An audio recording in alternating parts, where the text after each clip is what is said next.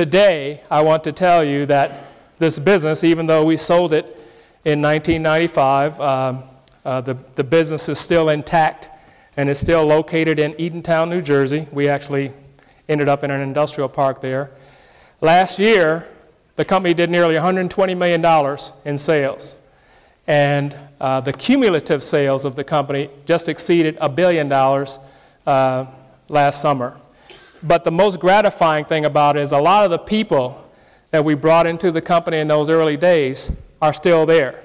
And they started out looking like kids, and they didn't have kids themselves. They didn't have homes and what. Now these guys, I go out there and, oh, come to my house, Dave, and let's go down to my rec room. And, it's just gratifying to see that these folks have done so well with the business. So, you might be asking now, you didn't seem very smart about business with all these mistakes you made. So how is it that you were able to succeed despite all of these mistakes and missteps that you made? And I think there are three things. One is that after those early mistakes, we learned to apply the principles of entrepreneurship throughout our business, in every segment of the business. We tried to get people thinking from an entrepreneurial standpoint. And I can talk about a lot of the things we did, including regular all-hands meetings and making sure people were aware of what our financial situation was, and not trying to hide anything like that from them. We made them feel like owners, okay? Secondly, we approached our problems with a scientific mindset.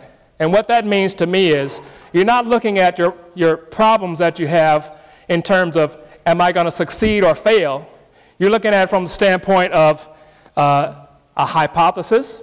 If I do this, then this will happen, right? And then looking at what the result of that is. And I'll give you an example. I used to tell my sales guys, the only thing that is worse than you not achieving the sale with this customer is not finding out why you didn't achieve the sale.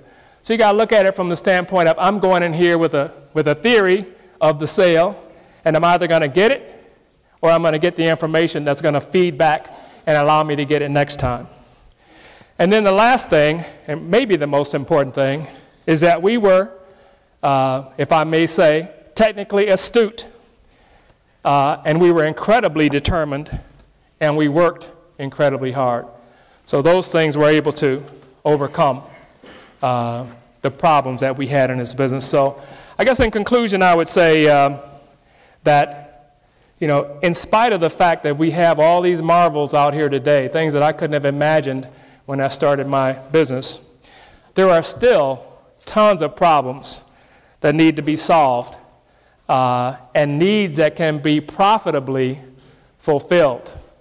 But I would say, going back to my first science fair experience, don't just do something cool, okay? Do something that's really cool, but that also fulfills a need, and you'll be okay. Thank you very much.